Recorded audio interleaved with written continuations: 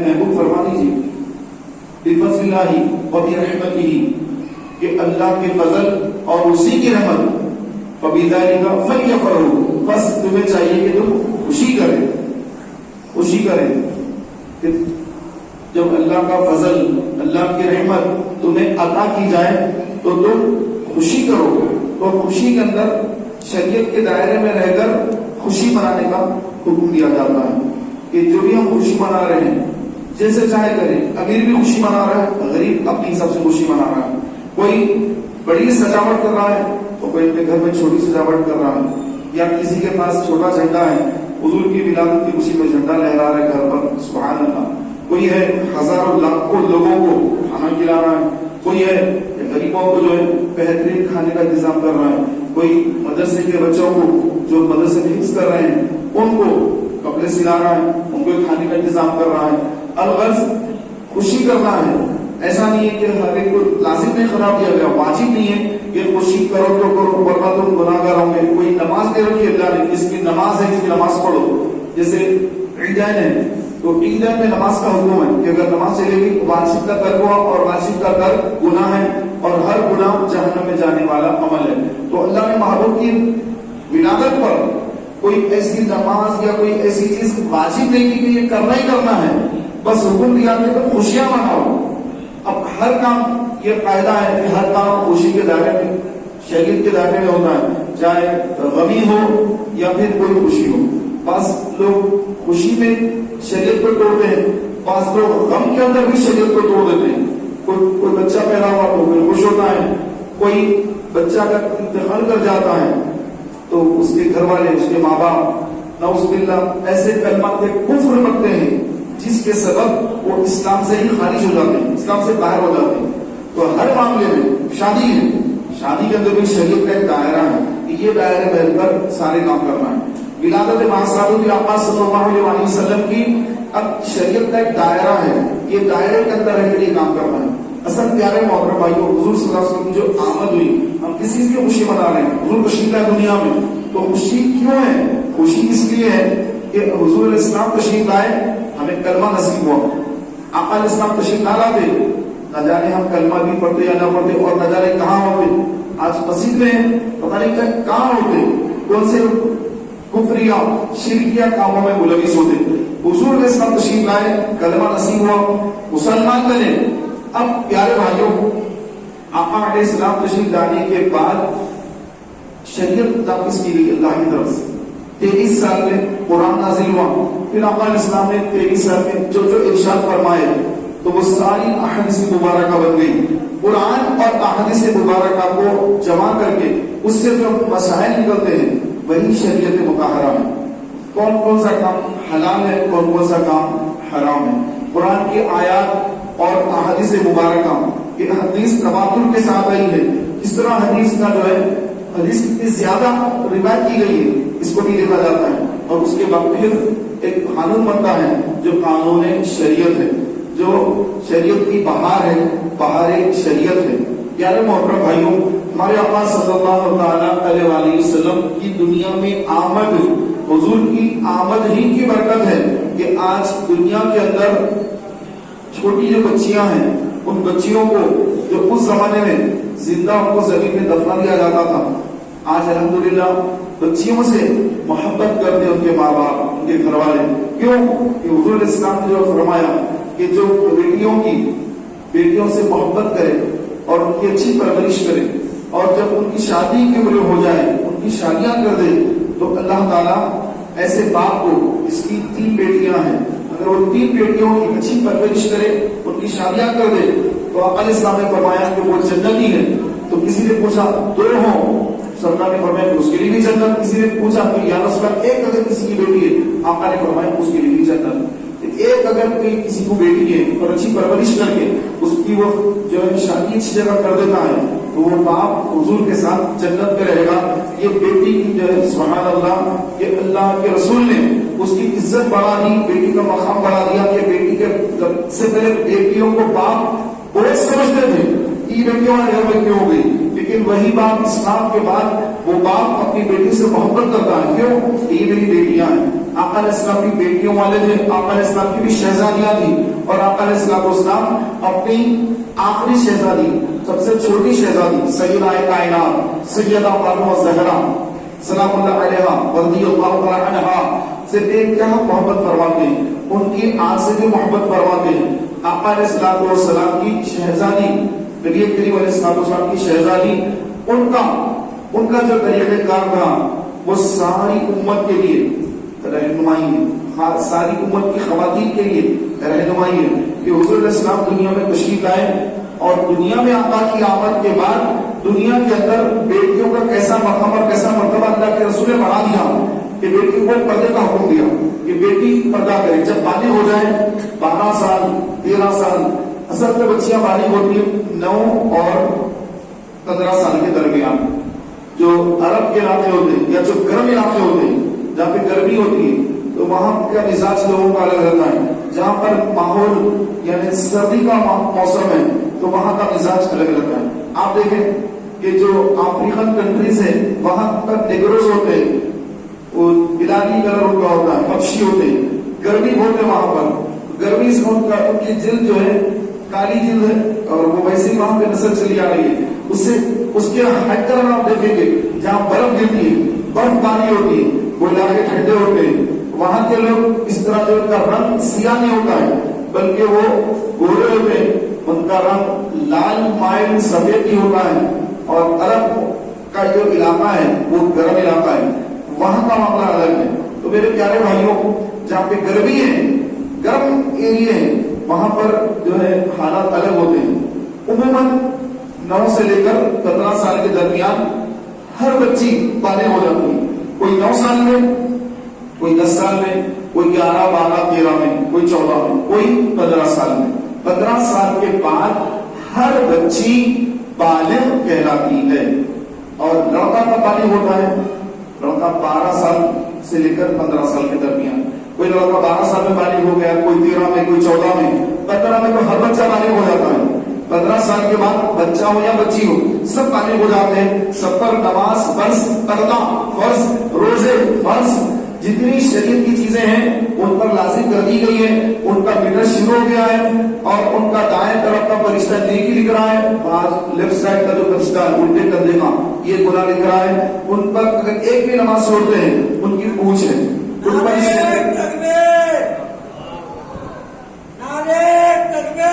ان پر شریعت نافذ ہو چکی ہے۔ تو میرے پیارے محترم بھائیوں، اللہ کے رسول صلی اللہ علیہ وآلہ وسلم نے اپنی شہزادی سیدہ کائنات سیدہ فاطمہ الزہرا رضی اللہ تعالی عنہا کو ایسی تعلیم و تربیت فرمائی کہ اتنا آپ نے پردہ کیا زندگی میں، اتنا پردہ کیا کہ کسی غیر محرم نے آپ کو کبھی دیکھا نہیں، اتنا آپ نے زندگی میں پردہ کیا۔ وقت نسان آیا، مولا علی کو آپ نے وصیت فرمائی کہ اے علی، میرے گزرنے کے بعد، میری وفات کے بعد میرے جنازے کو بھی اندھیرے میں عشاء کی نماز کے بعد نماز عشاء میرا جنازہ اٹھایا جائے کہ کسی غیر محرم کی نظر بھی میرے جنازے پر نہ پڑے۔ پیارے محترم بھائیوں، یہ ہوتا ہے پردہ، اور یہ ہوتے ہمارے آقا علیہ السلام کی شہزادی، یہ ہوتی ہے خاتون جنت اور جنتی جوانوں کے سردار کی ماں امام حسن امام حسین رضی اللہ تعالی عنہما کی والدہ، اور آقا علیہ السلام کی شہزادی، اور ساری امت کی خواتین کو انہی کی اتباع کرنا چاہیے، انہی کے طریقے پہ چلنا چاہیے۔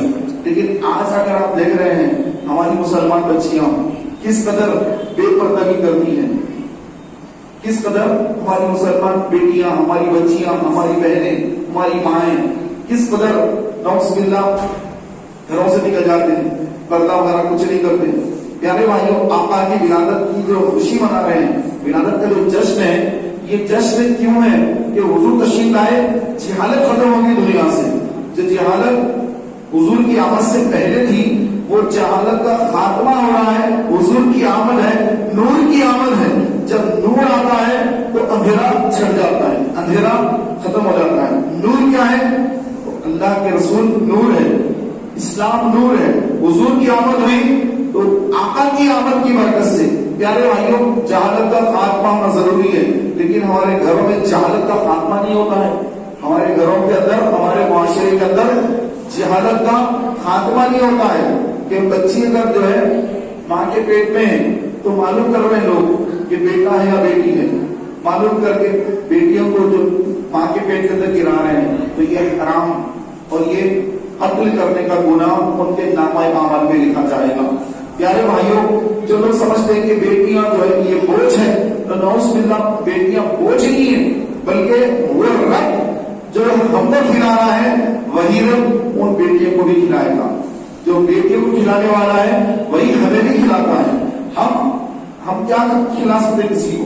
ہم تو پیٹ کا ہاضمہ بھی نہیں کر سکتے. پیٹ میں کھانا کھانے کے بعد اگر ہاضمہ نہ ہو جب کیا کر لیں گے؟ پیشاب اگر بند ہو جائے ہماری تو بھی طاقت نہیں کہ اپنے سے پیشاب نہیں کر سکے. مولا کا حکم ہوتا ہے کن فیکون، جب کسی چیز سے فرماتا مولا ہو جا وہ چیز ہو جاتی ہے. اگر اللہ تعالیٰ کر کسی کا پیشاب روک دے، کسی کا پیشاب بھی اگر روک دے تو پیارے بھائیوں اس کا کیا حال ہوتا ہے؟ کس قدر دوا کرنے میں نکلتا ہے، کیسی پریشانیوں پڑ جاتا ہے. اگر اللہ تعالیٰ حکم کر دے ہماری پیٹ کے اندروں کو کہ اس کا پیشاب روک دیا جائے، اب کون سا حکیم، کون سا طبیب، کون سا یورولوجسٹ، کون سا بڑے سے بڑا ڈاکٹر کون علاج کر سکتا ہے؟ کوئی علاج نہیں کر سکتا ہے. پیارے بھائیوں ہم تو اپنے پیٹ کا پیشاب بھی باہر کرنے کی طاقت قدرت نہیں رکھتے، نہ ایک گلاس پانی پر قدرت رکھتے ہیں. کہ حضرت بڑے بزرگ تھے، وہ بادشاہ بھی تھے، ان کا نام تھا خلیفہ ہارون رشید. خلیفہ ہے ہارون رشید. ان سے کسی نے پوچھا کہ اے خلیفہ آپ بتائیے کہ اگر آپ جنگل میں ہوں اور آپ کو جو ہے پانی نہ ملے تو آپ کیا کریں گے؟ تو کتنے پیسے دے کر پانی خریدیں گے؟ ایک آدھی گلاس اگر آپ کو پانی اگر مل جائے کتنی قیمت دیں گے؟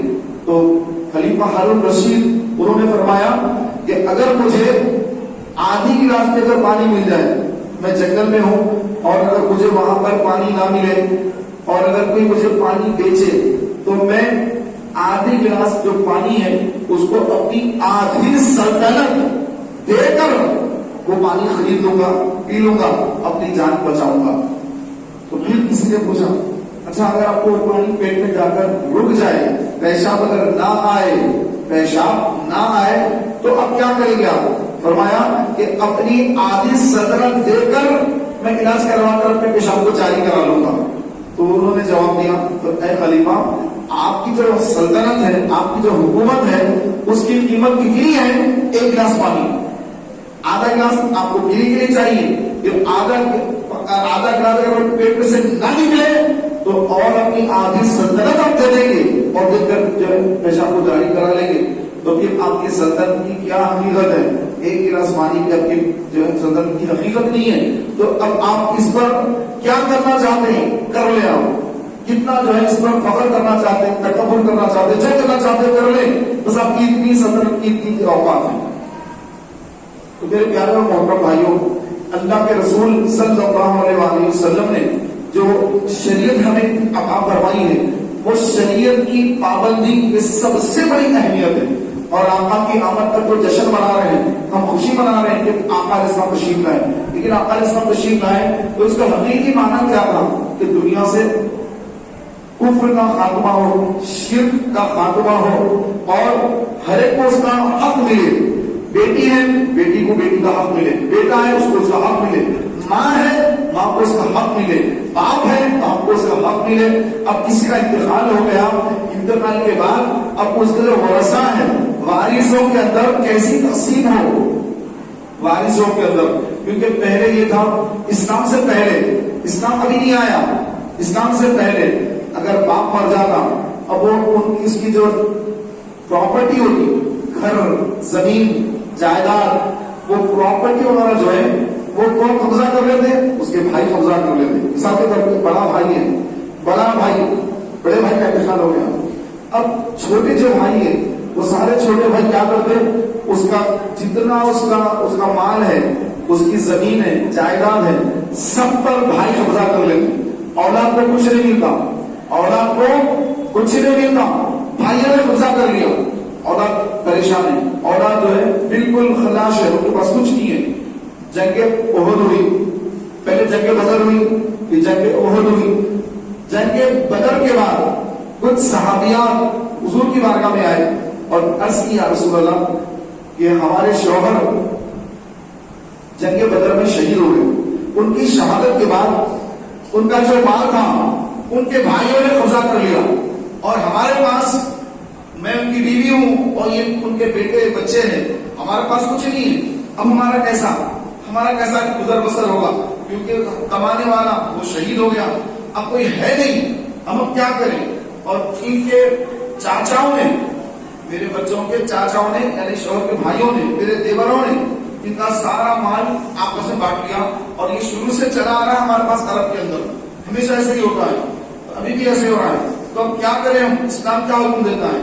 تو اللہ کے رسول صلی اللہ علیہ وسلم نے فرمایا کہ ابھی تم انتظار کرو، میں بھی انتظار کر رہا ہوں کہ اللہ کیا حکم لاتا ہے، اللہ کا کیا حکم آتا ہے. انتظار کرو، میں بھی انتظار کر رہا ہوں. چنانچہ پیارے بھائی پھر کچھ دن بعد جنگ احد ہوئی، احد کے میدان میں جنگ ہوئی. جنگ احد ہوئی تو جنگ احد کے اندر بھی پیارے محترم بھائیوں صحابہ شہید ہوئے، اور جب صحابہ کرام علیہ الرضوان شہید ہوئے تو پھر کچھ ان کی بیوائیں حضور کی خدمت میں حاضر ہوئی.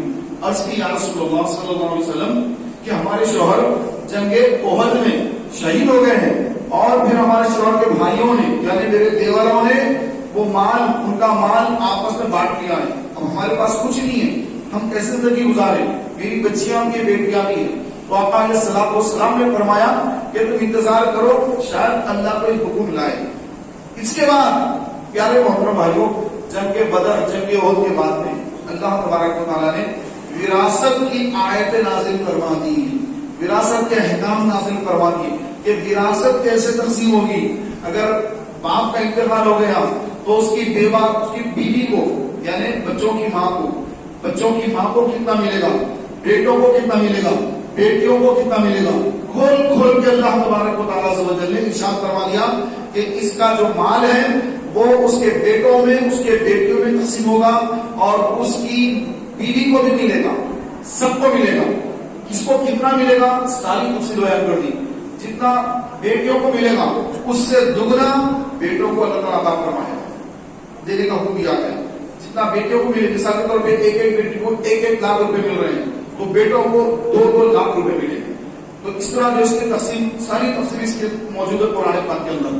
تو میرے پیارے محترم بھائیوں، تو یہ پہلے کیا ہوتا تھا کہ پہلے جو مر گیا اس کے بھائیوں کا قبضہ تھا پہلے، لیکن قرآن جب نازل ہوا، اللہ کے رسول تشریف لائے دنیا میں، حضور کی میلاد ہوئی، آپ دنیا میں تشریف لائے، تو اس کے بعد اللہ تبارک و تعالیٰ نے قرآن کے اندر ایک نظام دے دیا، سسٹم دے دیا ہے کہ ہر ایک کو ایسا ایسا کرنا ہے. آج لوگ کیا کرتے ہیں، جیسے بیٹیاں ہیں، بیٹیوں کی شادیاں ہوئی تو بیٹیوں کی شادیوں کے بعد اب بیٹے کیا کرتے ہیں کہ بھائی بیٹی کی شادی ہو گئی، اب ان کا جو بھی ان کی شادی میں جو ہے ان پر سب خرچ کر دیا گیا ہے. ان کی شادی ہوئی، ان کو جہیز دیے، ان کو اتنا دیے، یہ دیے، وہ دیے، چلو ان کا سب ختم. اب باپ کی جائیداد میں صرف بیٹوں کا حصہ. یہ کافروں کا طریقہ ہے، مسلمانوں کا طریقہ نہیں، غیر مسلموں کا طریقہ ہے.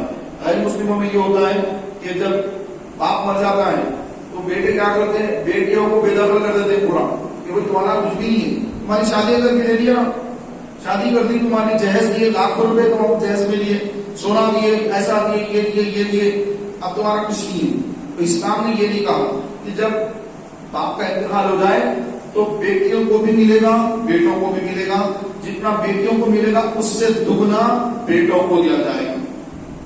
ایک سراجی کتاب ہے، عالم مولوی دکوں میں پڑھائی جاتی ہے، اس کے اندر ساری تفصیل موجود ہے.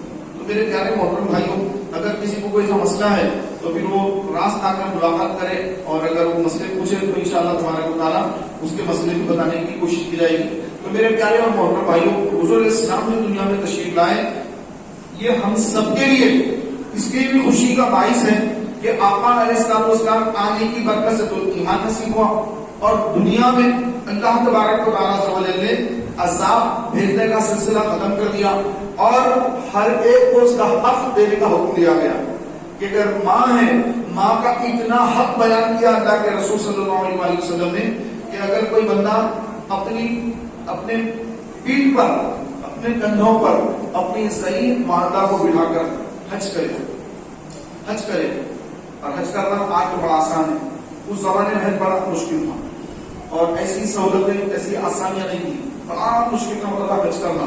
اس لیے فرمایا گیا حج عورتوں کا جہاد ہے. حج کیا ہے؟ خواتین کا جہاد ہے فرمایا گیا. تو میرے پیارے بھائیوں، آقا علیہ السلام نے فرمایا کہ اگر کوئی اپنی ماں کو اپنی پیٹھ پر، اپنے کندھوں پر بٹھا کر حج کرائے تب بھی وہ اپنی ماں کا حق ادا نہیں کیا.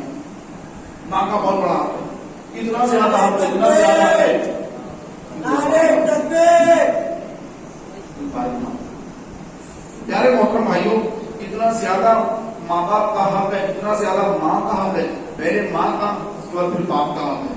آقا علیہ السلام نے فرمایا کہ اگر میری ماں زندہ ہوتی، حضور کی والدہ حضرت آمینہ رضی اللہ تعالیٰ عنہا، آمینہ کے معنی ہوتے ایمان والی، آمینہ ایمان لانے والی، آمینہ. بعض مدرسے کہتے کہ حضور کے والدہ، حضور کے والد نعوذ باللہ کافر تھے، کہتے استغفر اللہ استغفر اللہ. کہ حضور کے والد بھی مسلمان، حضور کی والدہ بھی مسلمان، حضور صلی اللہ علیہ وسلم کے جتنے آبا و اجداد ہیں، جتنے آپ کے والد، دادا، پردادا، سرپردادا ہوتے ہوتے پورا اوپر تک کہاں تک جا رہا ہے؟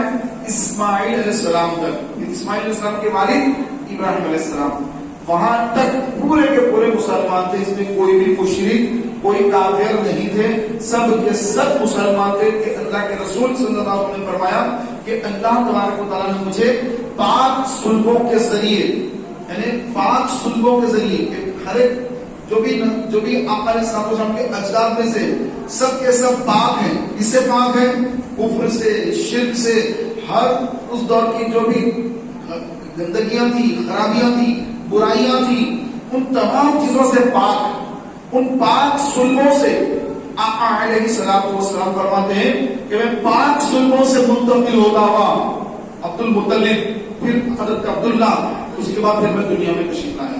تو میرے پیارے محترم بھائیوں، آقا صلی اللہ علیہ وسلم کے والد حضرت عبداللہ، جن کا وصال حضور اپنے ماں کے بدن میں تھے، ان کے والد گرامی کا وصال ہو گیا. حضور کے والد دنیا سے پردہ فرما گئی. حضرت عبداللہ، والدہ حضرت آمینہ.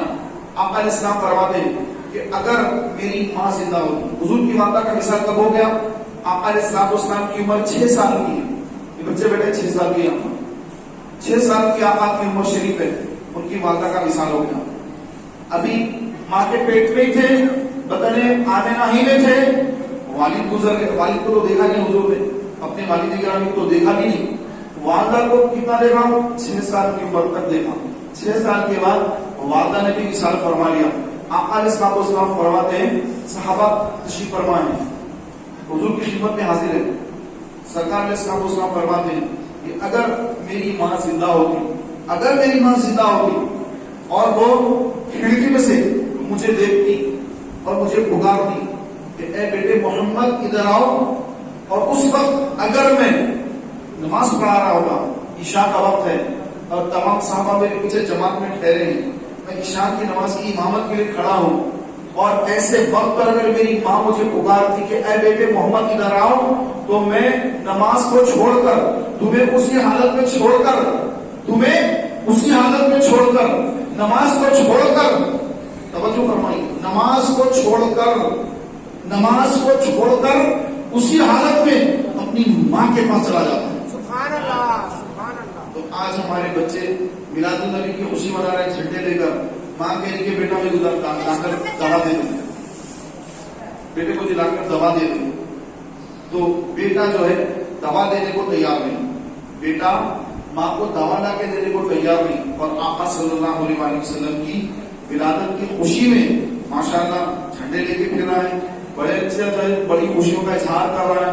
لیکن آقا علیہ السلام کی آمد کا حقیقی مقصد جو تھا کہ ماں کا جو حق ہے، ماں کا حق ماں کو ملے. بیٹے اولاد اپنی ماں کا حق ادا کرے، اپنے باپ کا حق ادا کرے. کہ باپ، جس کا باپ ناراض اس سے رب بھی ناراض. فرماتے ہیں علماء کرام کہ اگر کوئی دیکھنا چاہتا ہے کہ اللہ تعالیٰ اس سے راضی ہے یا اللہ اس سے ناراض ہے، تو وہ اپنے باپ کو دیکھ لے. اگر اس کا باپ اس سے خوش ہے، باپ اپنے بیٹے سے خوش ہے تو سمجھ لیں کہ رب تعالیٰ بھی اس سے راضی ہے.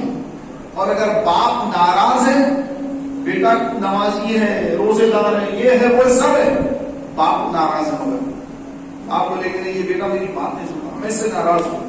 باپ ناراض تو رب تعالیٰ بھی اس سے ناراض. تو پیارے بھائیوں، آقا علیہ السلام نے فرمایا باپ چاچا کا مرتبہ باپ کے برابر، خالہ کا مرتبہ ماں کے برابر. تو خالہ کا بھی مقام مرتبہ ہے، چاچا کا بھی مقام مرتبہ ہے.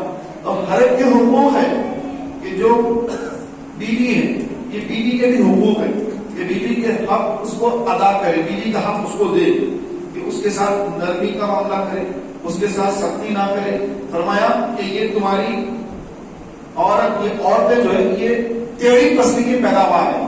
یہ پسلیاں جو ہوتی نا یہ ٹیڑھی رہتی، اسٹریٹ رہتی، ٹیڑھی رہتی. تو اس کی مثال عورتوں کو دی گئی، یہ ٹیڑھے رہتے ہیں، ان کے اندر ٹیڑھاپن ہوگا. قدرتی طور پر یہ ٹیڑھے ہیں، یہ سیدھے نہیں ہیں. آقا علیہ السلام فرما رہے ہیں کہ یہ پسلی کی پیداوار ہے، یہ ٹیڑھی پیداوار ہے، اس کو زیادہ سیدھا کرنے مت جاؤ. یہ زیادہ سیدھا کرنے جائیں گے یہ ٹوٹ جائے گی، اور اس کا ٹوٹنا طلاق ہے. اس کا ٹوٹنا کیا ہے؟ طلاق ہے. تو اس کو زیادہ سیدھا مت کرو.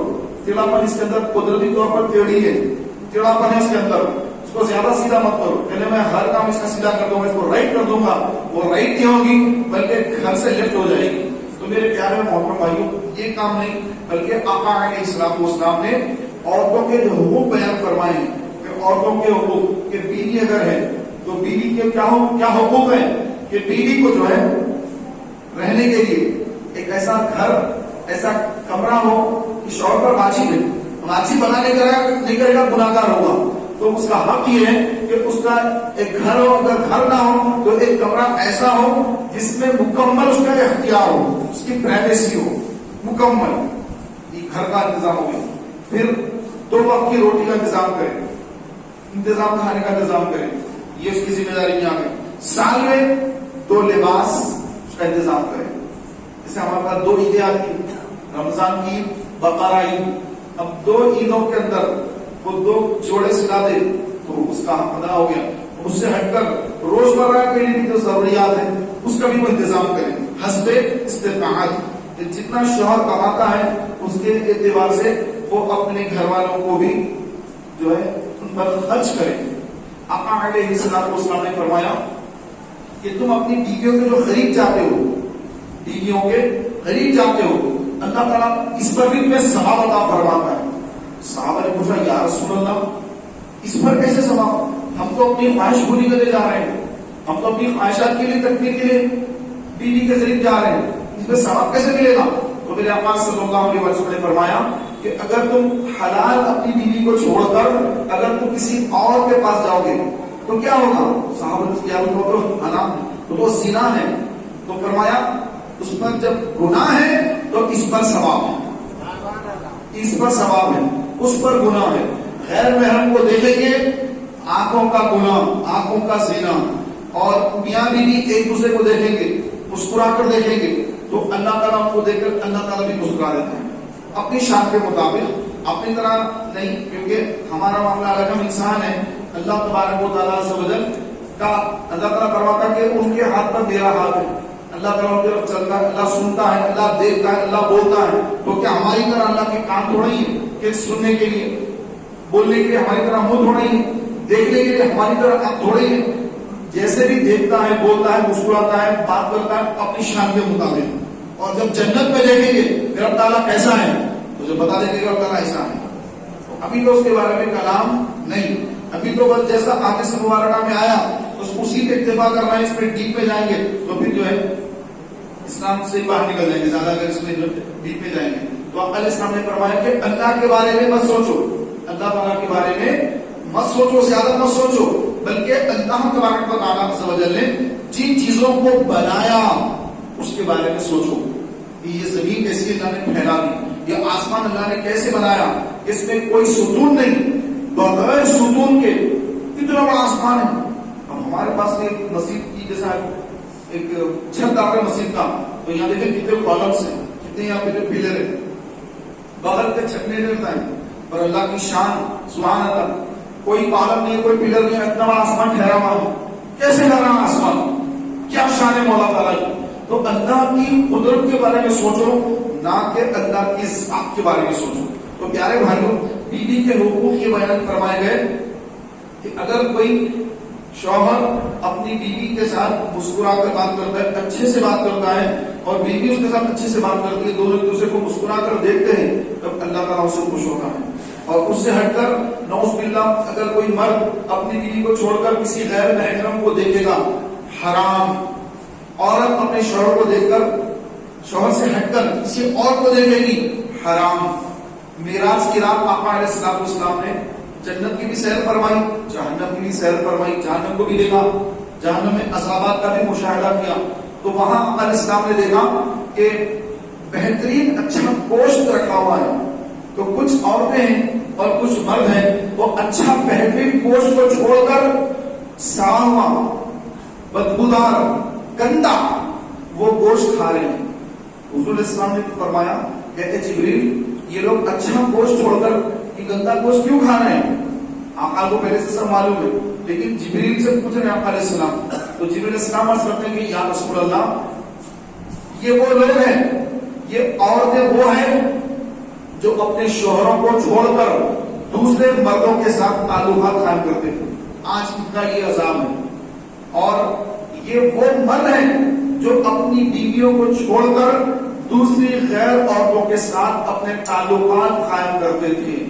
اور قیامت کے دن ان کی شرمگاہوں پر آگ دہکائی جائے گی، آگ سے ان کی شرمگاہ جل رہی ہوگی کہ جو اپنی بیوی کو چھوڑ کر غیر عورت کے ساتھ تعلقات قائم کرتا ہے، یا جو عورت اپنے شوہر جو اس کے لیے حلال ہے اس کو چھوڑ کر غیر محرم کے ساتھ نعوذ باللہ گناہ کا کام کرتی ہے. تو ان کی شرمگاہوں پر آگ دہک رہی ہوگی. میدان محشر میں لوگ دیکھ رہے ہوں گے کہ ان کی شرمگاہوں پر آگ دہک رہی ہے. لوگ جان لیں گے کہ یہ لوگ دنیا میں زانی تھے، یہ لوگ دنیا میں زناکاری میں مبتلا تھے، یہ لوگ شرمگاہ کے گناہوں میں ملوث تھے. آج اللہ نے ان کے اوپر ایسا عذاب مسلط کر دیا ہے کہ سارے لوگ ان کو دیکھ رہے ہیں، لوگوں میں ذلیل ہو رہے ہیں. تو میرے پیارے محترم بھائیوں، یہ جن کی شادیاں ہو جاتی ہیں اس کے باوجود بھی کئی ایسے لوگ ہوں گے شادی کرنے کے بعد بھی نعوذ باللہ وہ حرام کاموں میں مبتلا رہتے ہیں، حرام کاری میں مبتلا رہتے ہیں. پیارے محترم بھائیوں، آقا علیہ السلام نے فرمایا کہ تم نکاح کر لیا کرو. جس نے نکاح کر لیا گویا اس نے اپنا آدھا ایمان بچا لیا، اپنا آدھا ایمان بچا لیا.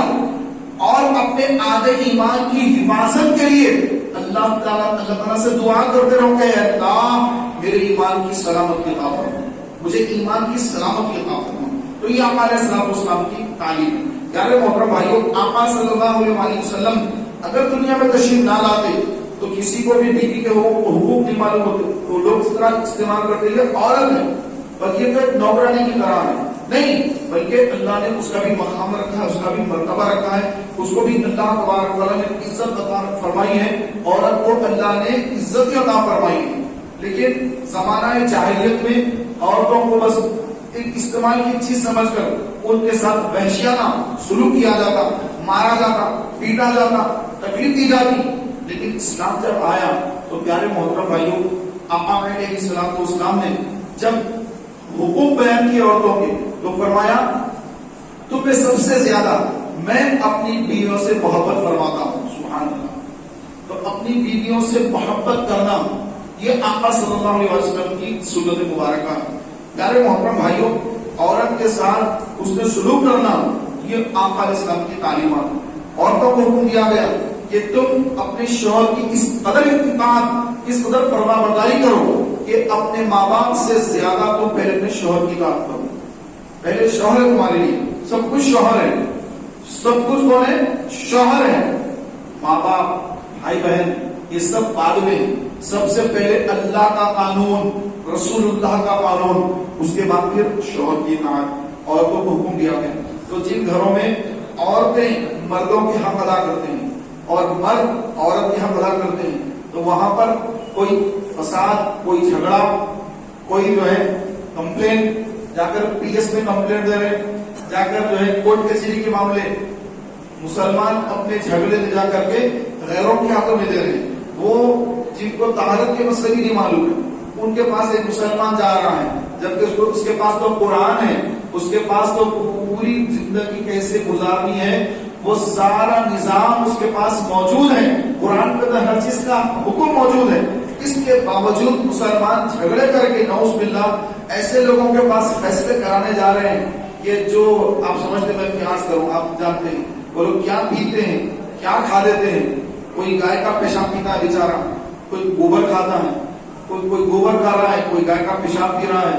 تو پیارے بھائیوں, تو ان کے پاس ایک مسلمان کو جا کر ان سے فیصلہ کرانے کی کوئی ضرورت نہیں ہے. ایک مسلمان کو اگر وہ اپنے گھر میں معاشرے کے اندر اگر وہ سلامتی چاہتا ہے, دنیا میں بھی عزت اس کی سلامت رہے, قبر کے عذاب سے محفوظ رہے, قیامت کے عذاب سے محفوظ رہے, جہنم کے عذاب سے محفوظ رہے, تو آج اگر وہ قرآن کھول کر قرآن کے مطابق عمل کرے گا, حضور کی سنت کے مطابق عمل کرے گا, نہ بیوی کو جھگڑے کی ضرورت پڑے گی, نہ شوہر کو جھگڑا کرنے کی ضرورت پڑے گی.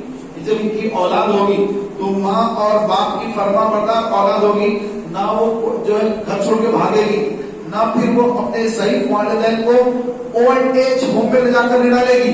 کیوں؟ ان کو پتا ہے کہ یہ ہمارے ماں باپ, ان کا مقام اتنا بلند ہے کہ اگر, کیونکہ آقا کی حدیث سے پاک ہے, آقا علیہ السلام نے فرمایا کہ جو اپنی ماں یا اپنے باپ کو ایک مرتبہ نگاہ رحمت سے دیکھتا ہے, یعنی محبت کی نظر سے دیکھتا ہے, آقا علیہ السلام نے کیا فرمایا, بارہ حدیث سنائی گئی, آقا علیہ السلام نے فرمایا اس کو اللہ تعالیٰ ایک مقبول حج مبرور حج کا ثواب عطا فرماتا ہے.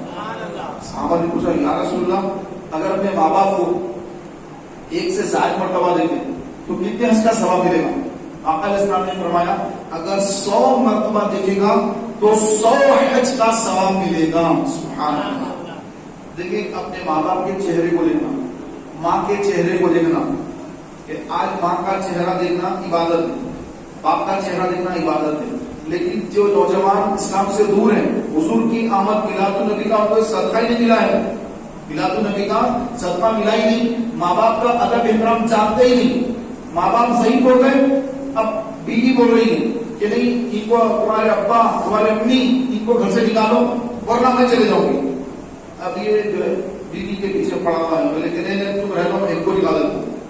تو بیوی کو رکھ لیتا ہے, ماں باپ کو نکال دیتا ہے, اور ماں باپ کو کام بھیجتا ہے اولڈ ایج ہوم, جہاں پہ ضعیف حضرات رہتے ہیں. تو وہاں دیکھیں گے آپ, اگر تو وہاں پہ کئی ہماری مائیں ہیں, وہاں پر کئی ہمارے بڑی عمر کے بزرگ وہاں پر ہیں, کیونکہ اولاد انہیں لا کر چھوڑ دیا ہے, نہ ان کے ملاقات کو آتے ہیں وہاں پر, نہ ان کی کوئی جو خدمت کو تیار ہے.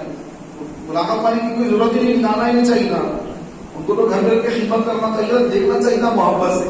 ایک مرتبہ دیکھتے تو ایک حج کا ثواب تھا, دن میں 100 مرتبہ دیکھ لیتے 100 حج کا ثواب تھا.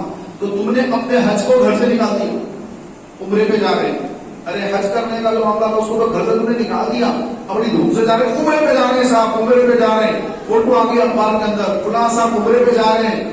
اور جو ہے اگر کسی کے ساتھ کچھ معاملہ اگر ہو گیا ہے تو ہم سب کو معاف کر دیجیے, ہم عمرے پہ جا رہے ہیں. ارے ماں باپ کا حق ادا نہیں کیا, ماں باپ کو تو گھر سے نکال دیا, عمرے پہ جا رہا ہے. عمرہ فرض ہے, عمرہ واجب ہے. کیا ہے عمرہ؟ زندگی بھر بھی عمرہ نہیں کرے گا, پوری زندگی میں اگر ایک بھی عمرہ نہیں کرے گا تو کوئی گناہگار نہیں ہوگا. لیکن وہ ماں باپ جو گھر میں تیرے لیے حج کے برابر, دیکھنے پر کتنا ثواب, تو خدمت پر کتنا ثواب, دیکھنے پہ کتنا ثواب اللہ تعالیٰ عطا فرما رہا ہے. اگر ان کی تو خدمت کرتا ماں باپ کی تو تیرے لیے کتنا عظیم الشان ثواب تھا. تو وہ ثواب کو تو چھوڑ دیا اور جا رہا عمرہ کرنے کے لیے, جا رہا ہے مدینے منورہ حضور کی بارگاہ میں جا رہا ہے. حضور کا فرمان تو یہ تھا کہ تو ماں باپ کی خدمت کرتا. آقا علیہ السلام نے منبر پہ ٹھہر کے فرمایا کہ ہلاک کو برباد ہو جائے وہ شخص جس کو اس کے والد یا اس کے والدہ حالت ضعیفی میں ملے اور وہ ان کی خدمت نہ کی, جنت کو نہ پا سکا, ہلاک ہو جائے, تباہ برباد ہو جائے, اس کی ناک خاک آلود ہو جائے, اس کی ناک خاک آلود ہو جائے. کس کی؟ ماں باپ کی خدمت نہ کرے. اور آج مسلمانوں کا حال یہ ہو گیا ہے کہ اولڈ سٹی کے اندر فلک نما کے پاس وہاں پر بھی ایک اولڈ ایج ہوم ہے, فاطمہ اولڈ ایج ہوم, وہاں پر بھی طرح طرح آرام گڑھ ہے, وہاں پر بھی وہی ہے. تو پیارے بھائیوں، حیدرآباد شہر یہ کیسا مسلمانوں کا شہر اور کیسا تہذیب یافتہ شہر، کیسا اہل علم کا شہر، لیکن شہر حیدرآباد کے اندر بھی اس قدر جہالت پھیل رہی ہے کہ اولاد اپنے ماں باپ کو گھر سے نکال رہی ہے. اس کا ذمہ دار کون؟ اس کے ذمہ دار ماں باپ ہی ہے. ماں باپ اگر شروع سے ان کو اگر دینی تعلیم دیتے، ان کو قرآن سکھاتے، ان کو ماں باپ کا ادب سکھاتے، نبی کی محبت سکھاتے، ان کو شریعت سکھاتے، تو پھر وہ کبھی اپنے ماں باپ کو گھر سے نہیں نکالتے، کیونکہ وہ شریعت کو سیکھنے میں ہوتے. ارے ماں کا وہاں بہت بلند، میری ساری ترقیاں، میری ساری بلندیاں انہی کی دعاؤں سے ہیں. ماں ناراض ہے، باپ ناراض ہے، اب آپ جا رہے ہیں درگاہ پہ جا کے دعا کروں گا، کوئی دعا قبول نہیں ہوگی. آپ بولیں میں گلبرگہ جا کے دعا کر لوں گا، امی ناراض، ابا ناراض، بندہ بیٹا بول رہا ہے کہ میں گلبرگہ جا رہا ہوں دعا کے لیے، اجمیر جا رہا ہوں دعا کروں گا، اجمیر جا کے تیری کوئی دعا قبول ہی نہیں ہوگی کہ تیرے ماں باپ تجھ سے ناراض ہے، تیری ماں تجھ سے ناراض، تیرا باپ تجھ سے ناراض، اور تو جا رہا ہے اجمیر، تو جا رہا ہے بغداد، تو جا رہا ہے مدینے کو، تو جا رہا ہے خانہ کعبہ کو. ارے تیرا تو حج اللہ نے تیرے گھر میں رکھ دیا ہے کہ ماں باپ کے چہرے کو دیکھ، ثواب کما، ان کی خدمت کر، ثواب کما، ان کی خدمت کر. اگر خدمت نہیں کرے گا تو فرمایا گیا کہ جو ماں باپ کا نافرمان ہوتا ہے اللہ تبارک و تعالیٰ اس وقت تک اس کو موت نہیں دیتا، وہ مرتا نہیں جب تک دنیا میں اس پر اللہ عذاب نازل نہ کر دیتے. آخرت کا عذاب تو الگ ہے، بہت زیادہ ہے. ماں باپ کا جو نافرمان ہے آخرت کا عذاب تو الگ ہے. دنیا ہی میں اللہ تبارک و تعالیٰ اس کو بیماری میں مبتلا کر دیتا ہے. کسی کو کینسر کی بیماری ہوگی، کسی کو جو ہے ہارٹ کا مرض ہو گیا، کسی کی کڈنی فیل ہو گئی، کسی کو اور کوئی بیماری آ گئی، کسی کے بچے بیمار پڑ گئے، بچے بیمار ہو گئے، ہزاروں لاکھوں روپے خرچ ہو رہا ہے، نوکریاں چلی گئی، نوکری چلے گی، سب چلے گی، دواخانے کے پیچھے لگا ہوا ہے، بیٹا بیمار ہے، خود بیمار ہو گیا، ایکسیڈنٹ ہو گیا، پیر کٹ گیا، ہاتھ کٹ گیا، آنکھ پھٹ گئی، آنکھ جو خراب ہو گئی، یا آنکھ کا کوئی حادثہ ہو گیا، پیر کا حادثہ ہو گیا، فالش کا اٹیک مار دیا، ہاتھ پیر گر گئے. یہ عذاب دنیا میں ہوگا. جو ماں باپ کا نافرمان ہوگا یہ دنیا میں ان کو عذاب دے گا اللہ تعالیٰ. پھر آخرت کا جو دردناک عذاب ہے، اللہ اکبر، اللہ ہم سب کی حفاظت فرمائے. آقا علیہ الصلوۃ والسلام کی ولادت باسعادت، حضور کی جو میلاد ہے، اس میلاد کا صدقہ یہ ہے کہ انسان دنیا میں عافیت پائے. عافیت کیسے پائے گا؟ وہ اپنے ہی ہاتھوں سے، اسی کے ہاتھوں کی کمائی، اچھے کام کرے گا، اچھے اعمال کرے گا، عافیت ملے گی. اور برائی کی طرف جائے گا تو جیسی کرنی ویسی بھرنی. جب یہ بوڑھا ہوگا، جب یہ بوڑھا ہوگا، اس کے بیٹے اس کو نکال دیں گے، اس کی اولاد اس کو گھر سے نکال دے گی کہ یہ وہ تھا کہ جس نے اپنے ماں باپ کو نکالا. اب اس کی اولاد جس کے لیے پیسے جمع کر کے اس کو پڑھایا، لکھایا، اچھے اچھے لباس پہنائے، سب کچھ کیا اولاد کے لیے، اولاد بڑی ہو گئی، اب یہ بوڑھا ہو گیا، اس کی کمر جھک گئی، اس کی کمر کا جھکاؤ ہو گیا، اس کے بال سفید ہو گئے، اس کو جو ہے کمزوری آ گئی. اب وہ بچے بڑے ہو کر کے اس کو نکال رہے گھر سے کہ ابا تم نکل جاؤ یہاں سے. روزانہ کھانستے رہتے ابا، ایک بات بولو تو سنتے نہیں، 3 مرتبہ دوہرانا پڑتا آپ کو سننے نہیں دیتا، آپ کو آپ یا گندگی کر دیتے ہیں یا یہ کر دیتے ہیں تو گھر میں مشکل ہو رہی مجھے. آپ وہاں چلے جائیں، میں آپ کو بٹھاتا ہوں، آپ وہاں چلے جائیے. گاڑی کو بٹھایا، لے آ کے چھوڑ دیا کہ تو نے جو کیا تیری اولاد کو تیرے ساتھ یہی کیا. تو میرے پیارے بھائیوں، یہ قانون ہے اللہ کا کہ جو جس طرح پیش آتا ہے اس کے ساتھ وہی معاملہ ہوتا ہے. هل جزاء الاحسان الا الاحسان، احسان کا بدلہ نہیں مگر احسان. آپ کسی کے ساتھ احسان کریں گے وہ پلٹ کر آپ پر آئے گا، پلٹ کر آئے گا. کوئی نہ کوئی آپ کو ایسے مشکل وقت آپ پر احسان کرے گا، آپ کو تکلیف سے بچائے گا کہ آپ تصور بھی نہیں کر سکتے. ایسی مشکل گھڑی اس وقت پر وہ اپنا احسان کسی اور کی شکل میں آپ کو بچائے گا. اور آپ نے کسی پر زیادتی کی، ظلم کیا، زبان سے، ہاتھ سے کسی کو تکلیف پہنچائی، وہ بھی پلٹ کر آئی، وہ بھی پلٹ کر آئی، وہ خالی نہیں جائے گی. آپ پر آپ سمجھتے کہ میں بڑا طاقتور ہوں، آپ سے بڑا طاقتور آپ پر مسلط کر دے گا اللہ تعالیٰ. آپ سمجھ رہے کہ میں بہت دولت مند ہوں، آپ سے بڑا دولت مند آپ کو پھنسا دے گا. آپ سمجھ رہے میں بہت ایکسرسائز کر کے باڈی بلڈر بن گیا ہوں، اب میں تو کشتی لڑتا ہوں، میں تو بڑا پہلوان بن گیا ہوں، تو آپ سے بھاری پہلوان آپ کو باندھ دے گا، آپ کو گرا دے گا، چت کر دے گا. آپ سمجھ رہے بڑا لیڈر بن گیا ہوں، آپ سے بڑا لیڈر آ جائے گا۔ پیارے بھائیوں، آقا اسلام نے یہ بھی فرمایا کہ روایتوں میں یہ لکھا ہے، حضرت امام شافعی رحمۃ اللہ، امام شافعی یہ بہت بڑے امام ہیں، امام شافعی فرماتے ہیں کہ زنا کرنا یہ ایک فرض ہے۔ اگر تو کسی کے ساتھ زنا کی خواہش رکھتا ہے، زنا کرتا ہے، تو وہ زنا ایک فرض ہے کہ وہ فرض تیری بیٹی کے ساتھ پورا کیا جائے گا، یا تیری بہن کے ساتھ، یا تیری بیوی کے ساتھ اس کا بدلہ دیا جائے گا۔ تو کسی اور کی بیوی کو دیکھ رہا ہے، کسی اور کی بیٹی کو دیکھتا ہے، کسی اور کی بہن کو گندی نگاہ سے دیکھتا ہے اور اس کے ساتھ زنا کرنے کی تمنا رکھتا ہے یا نعوذ باللہ گناہ کرتا ہے، تو پھر تیری بیوی یا تیری بیٹی یا تیری بہن کے ساتھ کوئی نہ کوئی یہ سلوک ضرور کرے گا، کیونکہ یہ ایک قرض ہے جو بیوی بیٹی بہن کے ذریعے پلٹایا جائے گا، خالی نہیں جائے گا، یہ پلٹایا جائے گا دنیا میں، اور آخرت کا عذاب دردناک ہے، آخرت کا عذاب تو بہت ہی خطرناک ہے۔ میرے پیارے محترم بھائیوں، حضور صلی اللہ علیہ وسلم کی ولادت باسعادت، میلاد النبی، اس کی خیر، اس کی برکتیں، یہ سال میں ایک مرتبہ 12 ربیع المنور کو لوٹنا نہیں، بلکہ پوری زندگی، پورا سال حضور کی ولادت کا جشن ہے۔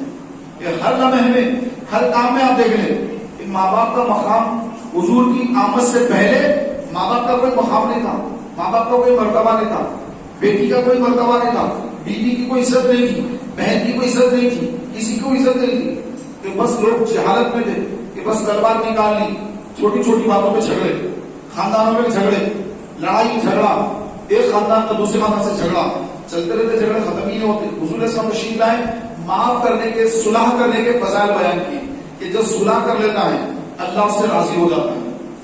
شب بارات، 15ویں شب، اللہ تعالیٰ سارے مسلمانوں کو بخش دیتا ہے، لیکن جو آپس میں کینہ رکھتے ہیں، جھگڑا رکھتے ہیں، ان کو نہیں بخشتا۔ کیا حکم دیا گیا؟ صلح کر لو، کمپرومائز کر لو بھائی، جھگڑے ختم، کمپرومائز کر لو۔ لیکن ہم کیا کر رہے ہیں؟ سال بھر لوگوں کو لڑاتے ہیں، یہاں کی بات وہاں، وہاں کی بات یہاں۔ بعض لوگ بھائی بھائی میں جھگڑا لا دیتے ہیں، بھائی آپ کو ایسا بول رہا تھا، اس کے بعد آ کے ارے بھائی آپ کو ایسا بول رہا تھا، دونوں بھائی میں جھگڑا۔ بعض لوگ یہاں بیوی میں جھگڑا لا دیتے ہیں، بعض لوگ بیٹے اور ماں میں جھگڑا لا دیتے ہیں، بعض لوگ بیٹی اور ماں میں جھگڑا لا دیتے ہیں، دوستوں میں جھگڑا لاتے ہیں۔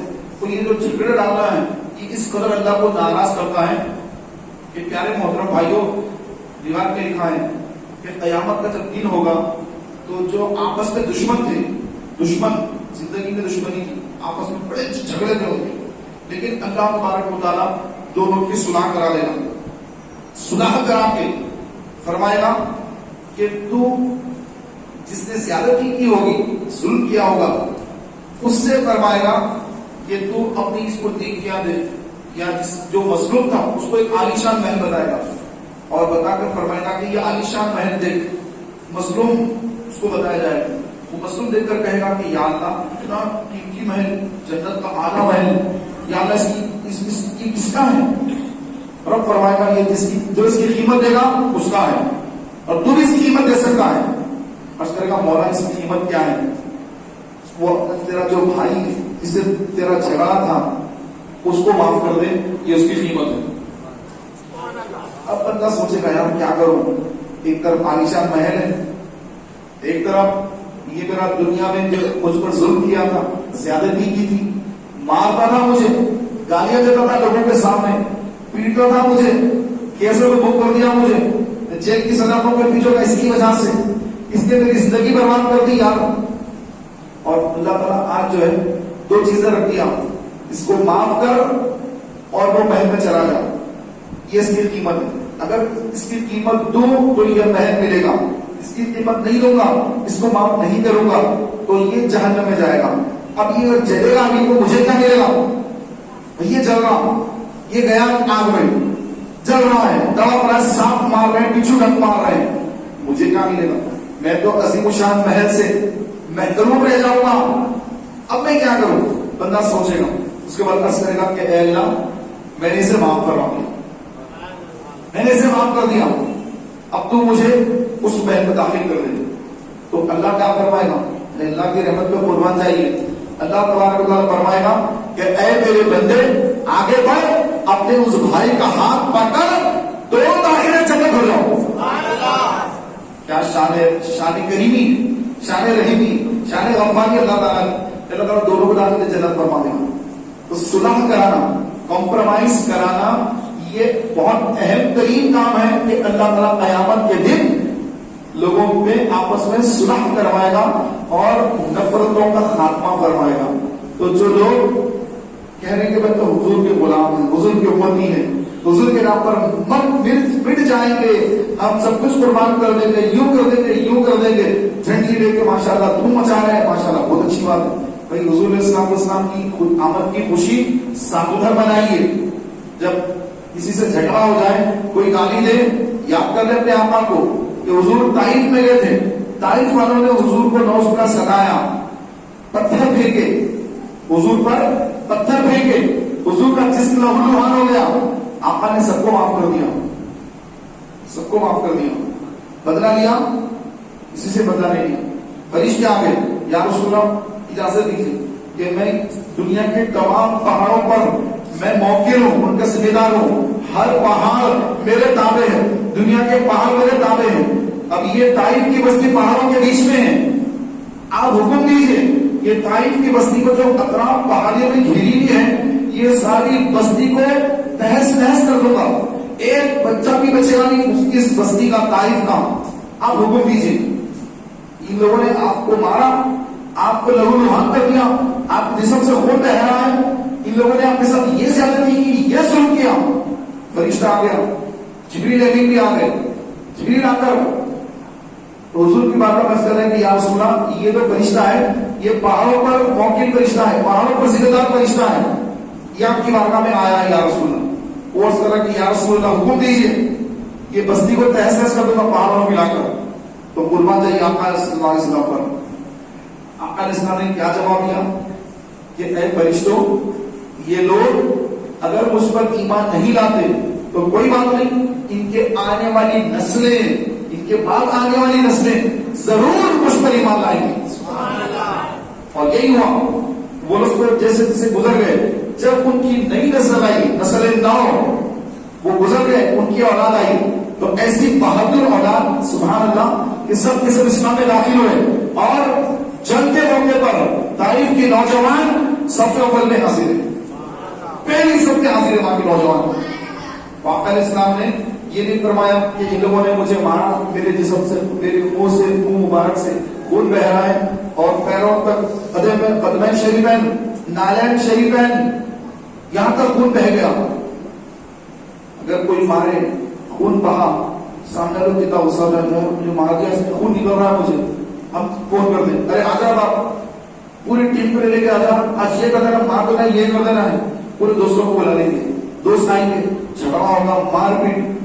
طریقت منظر ایک شادی خانہ ہے، ایک شادی خانہ ہے، ہر نام کیوں برال ایک جگہ پر جو ہے کوئی شادی خانہ ہے، جھگڑا ہو گیا آپس میں. وہ جھگڑے میں جو ہے ایک نے فون کر کے اپنے دوستوں کو بلا لیا، بلا کر اس کے آگے دوست 10 12 15، ایک بیچارہ جو بھائی جس سے کچھ بحث ہوگی کسی بات پر، شادی ہے، کھانے وانے پر بحث ہوگی، بیٹھنے کرسی پر کسی چیز پر بحث ہوگی، اخبار میں ایک ہی نیوز. تو پیارے بھائیوں دوست آ گئے، اس کو مارنا شروع کر دیا، مار مار فائٹنگ، مار مار کے پیروں سے، ہاتھوں سے، لاکھوں سے مار مار مار مار کے اس قدر اس کو مارا کہ بیچارہ بے ہوش ہو گیا. دواخانے کو لے گئے، ڈاکٹروں نے کہا اس کا انتقال ہو گیا، انتقال ہو گیا.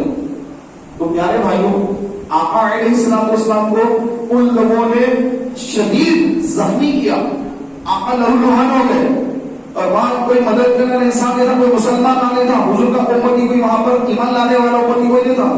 اللہ نے فرشتوں کو بھیج دیا. اللہ چاہا تو خود جو ہے عذاب آ سکتا تھا، عذاب بھیج سکتا تھا اللہ، لیکن اللہ تبارک و تعالیٰ اپنے محبوب کی مرضی پہ چھوڑ دیا کہ محبوب تیری بارگاہ میں فرشتوں کو بھیج رہا ہوں اور تیرے تابع سارے فرشتے، تو جو حکم کرے گا فرشتے اس پر عمل کریں گے. فرشتے عرض کریں گے یا اس کو حکم دیجیے، سب کو ختم کر دیں گے. ہم سرکار فرما رہے کہ نہیں، میں عالموں کے لیے رحمت بن کر آیا ہوں. وَمَا أَرْسَلْنَاكَ إِلَّا رَحْمَةً لِلْعَالَمِينَ، میں عالموں کی رحمت بن کر آیا. اگر یہ لوگ مجھ پر ایمان نہیں لاتے، ان کے آنے والی نسلیں مجھ پر ایمان لائیں گی. سبحان اللہ. تو میرے پیارے بھائیوں، دین کے لیے حضور علیہ السلام نے سفر بھی کیا، دین کو پھیلانے کے لیے سفر بھی کیا.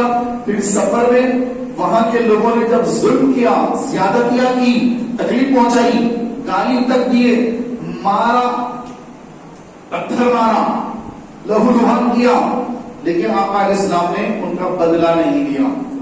لیکن ایک ہم جیسے بھائی ہیں، آج کے مسلمان، ہم آج کے مسلمان ہیں، ہم تو جو ہے کوئی کچھ کرے یا نہ کرے زبردستی کسی کے دشمن بن جاتے ہیں، زبردستی کسی کے دشمن بن جاتے ہیں. ابھی تو آپ کو کچھ بولا ہی نہیں، آپ بلاؤ گے اس کو دشمن بن گئے، زبردستی کی دشمنیاں شروع کر دیتے ہیں لوگ. کسی کے پاس کوئی اچھی چیز ہے، اچھا پیسے کما رہا ہے، اس کے دشمن سامنے اچھی بات کریں گے، پیچھے برائی شروع کر دیں گے، بلا وجہ اس کی برائیاں شروع کر دیں گے. تو میرے پیارے محترم بھائیوں، آقا علیہ الصلوۃ والتسلیم کی آمد کی برکت ہمیں کیا مل رہی ہے، یہ ہمیں ہر قدم پر دیکھنا ہے. شادی کا موقع ہے، دیکھنا ہے کہ میرے آقا تشریف لائے، تو آقا علیہ السلام آنے کے بعد آقا نے کیسے نکاح کا حکم دیا، میں ویسے طریقے پہ کروں گا. اب ہمارے معاشرے میں کیا کیسی شادی ہو رہی ہے، کون کیا کر رہا ہے، مجھے سے کوئی لینا دینا نہیں، مجھے سے کوئی مطلب نہیں. کہ مجھے آقا نے جو حکم دیا ہے میں حد المقدور کوشش کروں گا اس پر عمل کروں. میاں بیوی میں جھگڑا ہو گیا، نہیں بن رہی، بیوی کہتی ایک، شوہر کہتا ہے ایک، دونوں کی بنتی نہیں، جھگڑا روزنا ہے. اب کیا کرے؟ تو پیارے بھائیوں، طلاق ہو جاتی ہے، الگ ہونے کا حکم دیا گیا. یہ ایک ایگریمنٹ ہوتا ہے اصل میں کہ بھائی ان کے ساتھ کتنے مہر میں ان کا نکاح کے ساتھ کیا جا رہا ہے، کتنا مہر ہے، یہ فلاں صاحب ہے، یہ فلاں کی بیٹی ہے، ان سے نکاح ہو رہا ہے، اس کا اتنا جو ہے مہر ہے، حق مہر ہے. یہ ایک ایگریمنٹ ہے. میں بھی نہیں جم رہا ہوں، چھوڑ دیجیے. آپ بھی دیکھیے جمتا نہیں جمتا، آپ بھی دیکھیے جمتا نہیں جمتا، نہیں جمتا ہے تو اس کو چھوڑنے کا بھی طریقہ بتایا گیا. یہ ایک طلاق دو، طلاق رجعی. میں کوئی آپ کو طلاق دینے کی ترغیب نہیں دلا رہا ہوں کہ آپس میں جو جھگڑے ہوتے پہلے، بعد میں پھر 3 طلاق دے دیتے ہیں، پھر بعد میں کمپرومائز کر لیتے ہیں، مل کے رہنا چاہتے ہیں، جو اب شریعت کے مطابق نہیں ہو سکتا، اب نہیں ہو سکتا. تو پہلے اگر شریعت کے مطابق اگر کرتے تو کمپرومائز ہو سکتا تھا، مل کے رہ سکتے تھے. اب آپ نے ایسا قدم اٹھا لیا کہ اب مل کے رہنے کا سوال ہی ختم ہو گیا. تو صحیح طریقہ جو اسلام کا ہے، آقا علیہ الصلوۃ والسلام کا جو طریقہ ہے، جو حضور نے جو بتایا، حضور نے کچھ کو طلاق نہیں دی، شریعت کا طریقہ بتایا. طریقہ کیا بتایا کہ ہر انسان کے پاس، ہر مسلمان کے پاس شادی ہونے کے بعد اس کے پاس 3 طلاقیں رہتی ہیں. اس کے پاس کتنی طلاقیں ہوتی ہیں؟ 3. اس کے پاور میں 3 طلاقیں ہیں. جب یوز کرے گا یوز ہو جائیں گی. ابھی 1 دیا، پھر 1 سال کے بعد 1 دیا، پھر 1 سال کے بعد 1 دیا، 3 دے دیا تو 3 طلاقیں ہوگی. 1 سال بول دیا طلاق طلاق طلاق، 1 سال یوز کر لیا، اب اس کی بیوی ہمیشہ ہمیشہ کے اس کے لیے حرام ہو گئی. ابھی پھر کمپرومائز ہو رہا ہے تو اس کا طریقہ الگ ہے. پھر وہ جو عورت ہے بیوی اس کی، تو دوسرے آدمی سے نکاح کرنا پڑے گا اس کو، دوسرے آدمی سے. پھر وہ آدمی اس کا انتقال ہو جائے یا پھر وہ چھوڑ دے، اس کے بعد اس کی عدت گزارنا 3 ماہ کی عدت گزارنا. اس کے بعد اب اپنے کو پرانے شوہر سے پھر وہ نیا نکاح، نئے مہر کے ساتھ نکاح کر سکتی ہے. ایسا نہیں کہ بھائی 3 طلاق دے دیے اس کے بعد پھر نہیں کمپرومائز ہو گیا، غلطی ہو گئی، سوری بولے، لوگوں کو کھانا کرا دیں گے. ایسا اب کچھ نہیں ہوگا بھائی. آپ کا سوری نہ ہماری کچھ نہیں چلے گا، سب ختم ہو گیا. آپ نے اپنے ہاتھوں سے برباد کیا اپنی زندگی کو. تو میرے پیارے بھائیوں، صحیح طریقہ یہ ہے، اگر میاں بیوی میں جھگڑا ہو گیا، نہیں بن رہی ہے، حکم یہ دیا گیا کہ شوہر کی طرف سے، بیوی کی طرف سے بڑی عمر کے لوگ، یعنی دادا، تایا، بڑے خاندان کے جو بزرگ ہوتے ہیں، بڑی عمر کے لوگ، تجربے کار ہوتے ہیں، وہ بیٹھے، ان کو سمجھائے، دونوں کو سمجھائے، ان کو جو ہے ایک دوسرے کے حقوق بیان کرے، ان کو نرمی کا مطالبہ کرے. آپ بھی نرمی کرنا، آپ بھی نرمی کرنا. اب توڑ دی گئی رشتہ تو پھر دوسری پتہ نہیں کیسی ملے گی یا کیسا ملے گا، کس کے ساتھ کیا ہوگا. اب جب ہو گیا اب کو نبھا کے چلو، سمجھانا، ان کے غصے کو ٹھنڈا کرنا، ان کے اندر جہاں پہ بھی جو ہے وہ اٹک رہے ہیں کہ یہاں نہیں ایسا کر دیے، تو غلطی اسی کی ہوتی ہے، جبکہ غلطی اسی کی ہوتی ہے اور وہ یہ سمجھتا ہے کہ غلطی سامنے والے کی ہے. ارے بھائی غلطی تیری ہے یہاں پر، اور تو سمجھ رہا کہ سامنے کی غلطی ہے. تو بڑے جو ہوتے ہیں وہ سمجھاتے ہیں. اس طرح کی بیٹھکیں ہوں، کاؤنسلنگ ہو، اتنی 5 کاؤنسلنگ ہو، 5-6 مرتبہ ان کو بٹھا کر سمجھایا جائے.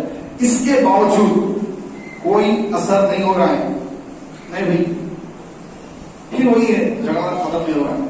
تو ابھی اجازت دی گئی کہ وہ جو گھر میں آ کر اپنے بیوی کا بستر الگ کر دے. یہ الگ بستر پر سوئے، وہ الگ بستر پہ سوئے، دونوں ایک بستر پر نہیں سونا، الگ الگ سو جانا.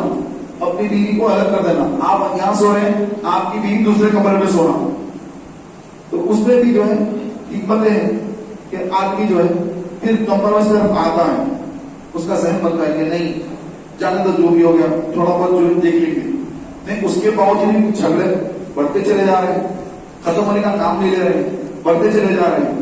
تو پیارے بھائیوں، حکم دیا گیا کہ شوہر جو ہے اس پر سختی سے اس کو سمجھائے، یعنی زور سے مارے نہیں، سختی سے سمجھائے، سختی کرے کچھ اس کو سمجھائے. اس سے بھی کچھ صورت نہیں بن رہی اور کوئی جو ہے کوئی کمپرومائز کی صورت بنی نہیں رہی. اب حکم دیا گیا کہ اپنی بیوی کو ایک طلاق دے. اور وہ کون سی طلاق؟ طلاق رجعی، جس میں رجوع کر سکتے ہیں، رجوع کی جس میں ایک کنڈیشن ہے، اجازت ہے. طلاق رجعی دے، کہے کہ میں تمہیں ایک طلاق رجعی دے رہا ہوں. تو ایک طلاق دینے جو ہے دونوں الگ ہو جانا.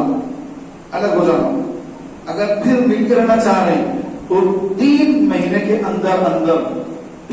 کے اندر اگر کمپرومائز ہو رہا ہے تو پھر اب ان کو جو ہے نیا نکاح کرنے کی ضرورت نہیں، دونوں مل کے رہ سکتے ہیں. کیا کرنا ہے؟ زبان سے بول دینا کہ میں نے جو ایک طلاق دیا تھا اس طلاق سے رجوع کر رہا ہوں، کیونکہ طلاق رجعی ہے جس میں رجوع کی اجازت ہے. تو زبان سے کہہ دیں کہ میں نے جو طلاق دیا تھا اس سے رجوع کر رہا ہوں، واپس لے رہا ہوں، رجوع کر رہا ہوں. وہ ختم ہو جائے گی، دونوں میں ابھی کی طرح رہ سکتے ہیں 3 مہینے کے اندر.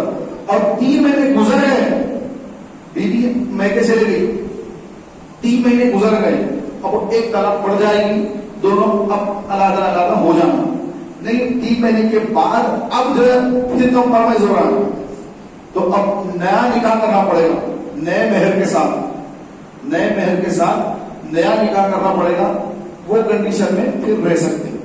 لیکن اگر کسی نے 3 طلاقیں دے دی تو نیا مہر، نیا نکاح یہ کچھ بھی نہیں ہو. اب لازمی طور پہ دوسرے آدمی سے نکاح کرنا پڑے گا. جو بھی میں نے عرض کیا کہ دوسرا آدمی اس سے نکاح کرنا، کوئی بھی آدمی اس سے نکاح کر دینا عورت کا، پھر وہ اس کا انتقال ہونا یا وہ اپنی مرضی سے طلاق دینا. اس کے بعد اب یہ پرانا جو شوہر ہے عورت کا، پھر وہ نئے مہر کے ساتھ نیا نکاح کرے تو اس کے لیے حلال، ورنہ حرام. تو پیارے اور محترم بھائیوں، لیکن آج ہمارے پاس معاشرے میں کیا چل رہا ہے کہ میاں بیوی جھگڑا کر لیتے ہیں اور طلاق دے دیتا شوہر. جاؤ میں تم کو طلاق دیا، فون پہ طلاق دے رہے ہیں، ایسے سامان بیٹھے بیٹھے طلاق دے رہا ہے. طلاق استغفر اللہ. اس طرح دینا منع ہے، بالکل منع ہے. ایک طلاق دینے کا حکم ہے. ایک طلاق دینے کے بعد اگر دونوں کی کمپرومائز کی صورت بن رہی ہے تو پھر مسئلہ ختم کہ بھائی 3 مہینے کے اندر کمپرومائز ہو جا رہا ہے تو بہت اچھی بات ہے.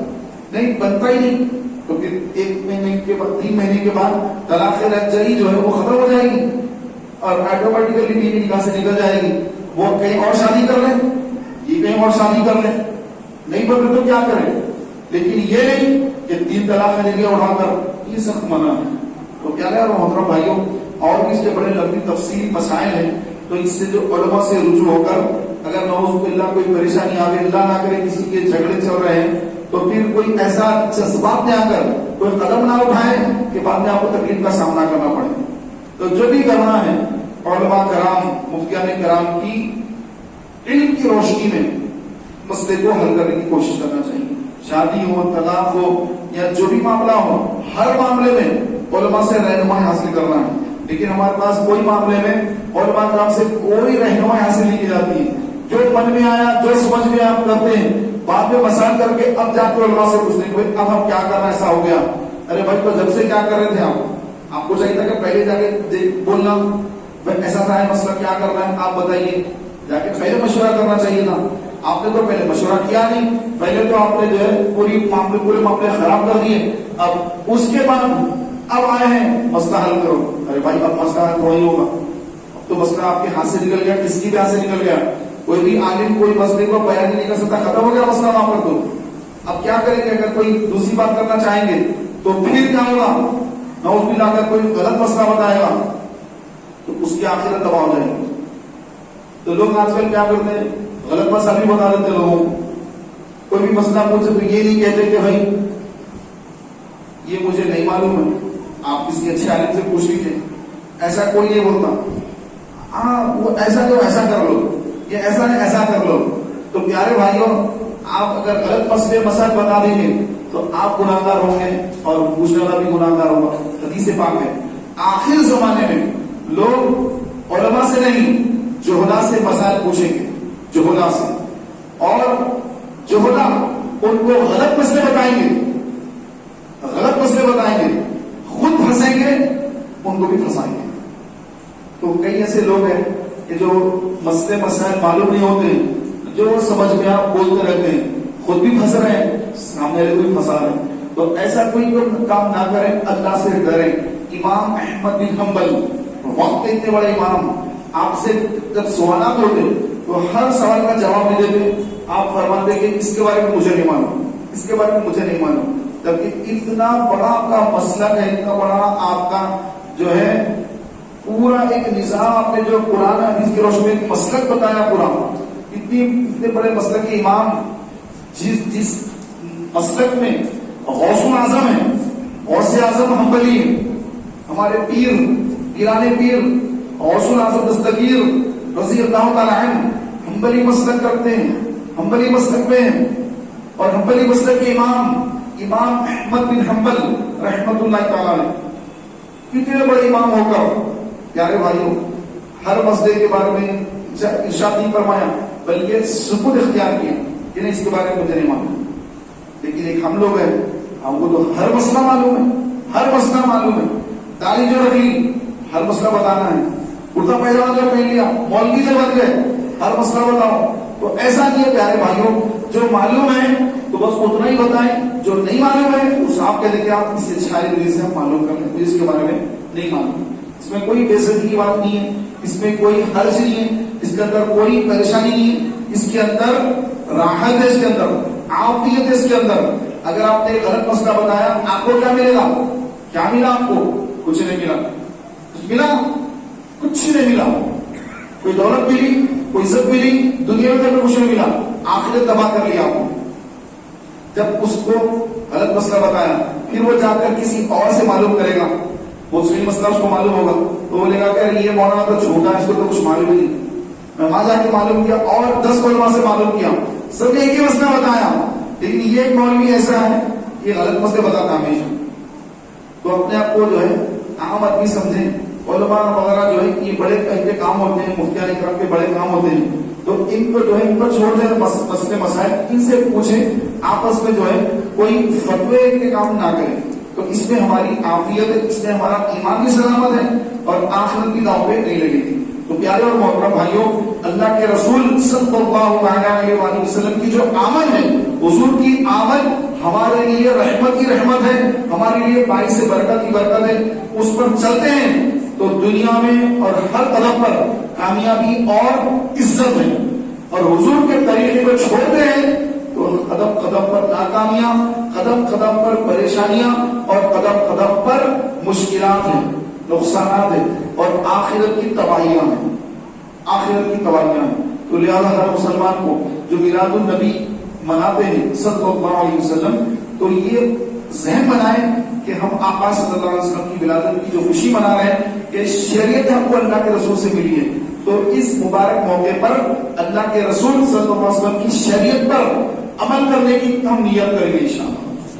آپ بھی نیت فرمائیے، میں بھی نیت کرتا ہوں کہ اللہ تبارک و تعالی ہمیں شریعت کے مطابق، سنت کے مطابق حضور علیہ الصلوۃ والتسلیم کی حیات طیبہ کو دیکھ کر، آقا علیہ الصلوۃ والسلام کی سیرت طیبہ کو پڑھ کر اس پر عمل پیرا ہوتے ہوئے انشاءاللہ زندگی گزاریں گے۔